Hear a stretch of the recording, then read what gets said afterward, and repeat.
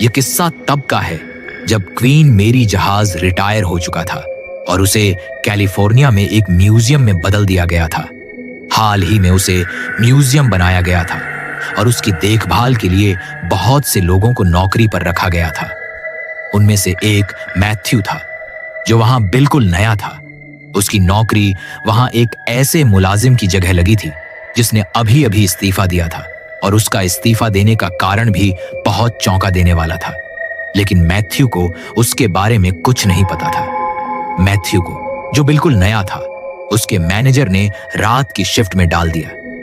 जहाज पर बहुत से लोग थे, लेकिन जिस हिस्से में मैथ्यू को काम करना था वहां सिर्फ एक शख्स था जिसका नाम जॉन था। मैथ्यू की वह पहली रात थी।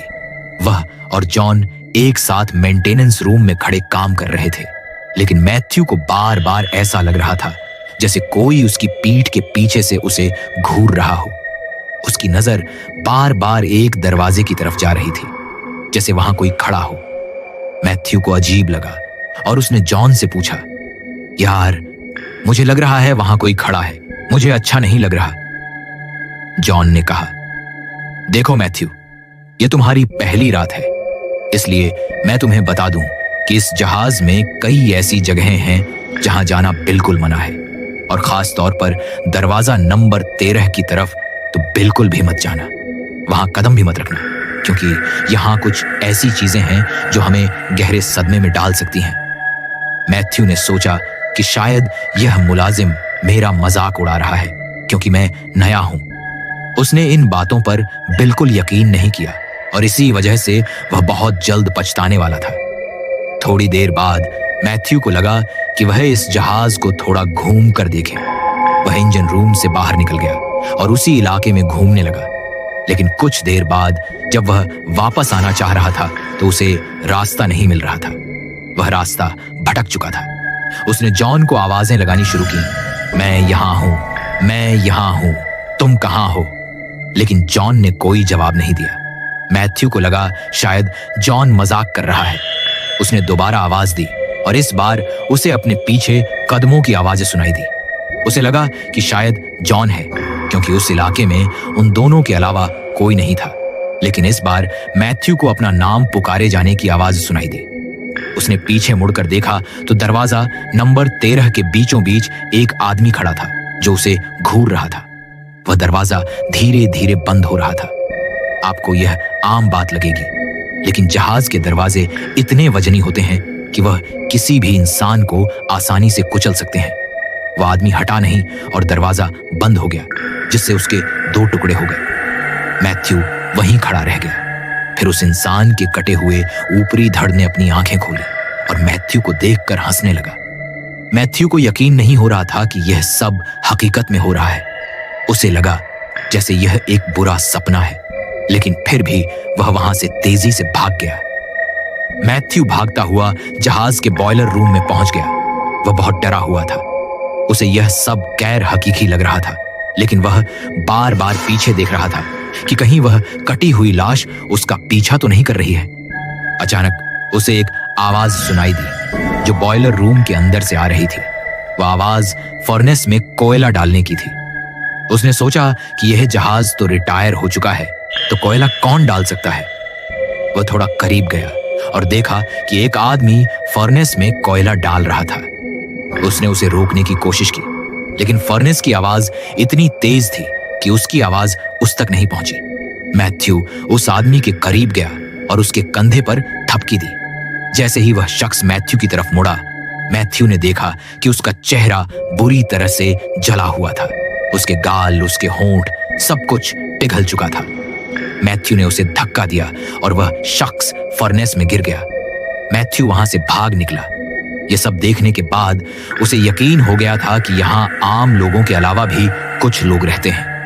वे जिंदा नहीं थे, वे रूहें थीं जो उसी अंदाज में दिखाई दे रही थीं जिस अंदाज में उन्हें मौत मिली थी। अब मैथ्यू भागता हुआ जहाज के ऊपरी हिस्से पर आ गया था। उसने चारों तरफ देखा, सिर्फ और सिर्फ गहरा समंदर था। कोई उम्मीद की किरण नहीं थी। वह पूल साइड पर आया और वहां एक औरत को तैराकी के लिबास में बैठे देखा। उसे थोड़ी राहत मिली कि कोई तो इंसान है। जैसे ही उसने उस औरत को देखा, वह उसके करीब आने लगी। उसने मैथ्यू से पूछा, क्या आप मेंटेनेंस से हो? मैथ्यू ने कहा, हाँ। वह औरत बोली, तो जल्दी करो, इस पूल में एक तार है, उसे निकाल दो, उसके बिना मैं इसमें नहीं जाऊंगी। मैथ्यू अपना हाथ डालने ही वाला था कि उसके दूसरे साथियों की आवाजें पीछे से आईं, जो उसे पुकार रहे थे। वह औरत बोली, जो भी आए, किसी पर यकीन मत करना। ये कहेंगे कि मैं जिंदा नहीं हूं, लेकिन मैं जिंदा हूं। मैथ्यू पूरी तरह सहमा हुआ था। उसने एक बार अपने दोस्तों की तरफ देखा, फिर उस औरत की तरफ देखा, लेकिन वहां कोई औरत नहीं थी। सिर्फ उसके गीले कदमों के निशान पूल में जा रहे थे। उसी लम्हे उसे जॉन की आवाज सुनाई दी। मैथ्यू जॉन के करीब गया और उसे सारी बात बताई। जॉन ने कहा, मेरे साथ भी यही हुआ है। जॉन ने बताया कि अभी 10 मिनट पहले एक आदमी उसे बुलाने आया था और कहा था कि ऊपर पार्टी हो रही है। जब वह सीढ़ियों से ऊपर जा रहा था तो उसे वाकई पार्टी की आवाजें सुनाई दे रही थीं, लेकिन जैसे ही उसने दरवाजा खोला, अंदर सिर्फ अंधेरा था और कोई नहीं था। इन दोनों ने बाकी अमले को यह सब बताया, लेकिन उन्होंने इन दोनों को जहाज से उतार दिया और कुछ जवाब नहीं दिया। असल में इन सब के पीछे एक बहुत ही खौफनाक तारीख छुपी है। 1930 में क्वीन मेरी एक आम मुसाफिर जहाज था, लेकिन दूसरी जंग-ए-अजीम वर्ल्ड वॉर 2 के दौरान ब्रिटिश हुकूमत ने उसे फौजियों की आमद ओ रफ्त के लिए इस्तेमाल करना शुरू कर दिया। उस वक्त उसे द ग्रे घोस्ट का नाम दिया गया था। उसने 15,000 से ज्यादा फौजियों को एक जगह से दूसरी जगह ले जाने का काम किया। जंग के दौरान कई सिपाही मरते थे और उनकी लाशें भी उसी जहाज में लाई जाती थीं। यहां तक कि लड़ाइयों के दौरान उसने कई छोटी कश्तियों को भी कुचलकर तबाह कर दिया। इस जहाज ने बहुत ज्यादा मौतें देखी हैं। सिर्फ फौजियों की रूहें ही नहीं, बल्कि कई दूसरे लोगों की रूहें भी यहाँ हैं, क्योंकि इसके कई अलग अलग वाकियात हैं। दरवाजा नंबर 13। एक बार हैरी नाम का एक मुलाजिम दरवाजा नंबर 13 से कुचलकर 2 टुकड़ों में बंट गया था। तब से जो भी उस दरवाजे के करीब से गुजरता है, उसे हैरी के चीखने की आवाजें सुनाई देती हैं, और अगर कोई बहुत बदकिस्मत हो तो उसे वह आधा धड़ दिखाई भी देता है। State room B 340। 1948 में यहाँ एक मुसाफिर की मौत हुई थी। तब से ऐसा कहा जाता है कि इस कमरे में आने वालों की चादरें खींच ली जाती हैं। स्विमिंग पूल, यहाँ एक औरत और एक छोटी बच्ची की रूह भटकती है। यह भी कहा जाता है कि एक लाइफ गार्ड की रूह सीटी बजाती है, जैसे वह किसी को पूल में जाने से रोक रहा हो। और यह सिर्फ कुछ वाकयात हैं, पूरा जहाज ही खौफनाक है। अगर आप एक जगह से निकलकर दूसरी जगह चले भी जाएं, तो यह जरूरी नहीं कि वहां कोई भूत न मिले। यह पूरा जहाज भूतों से भरा हुआ है।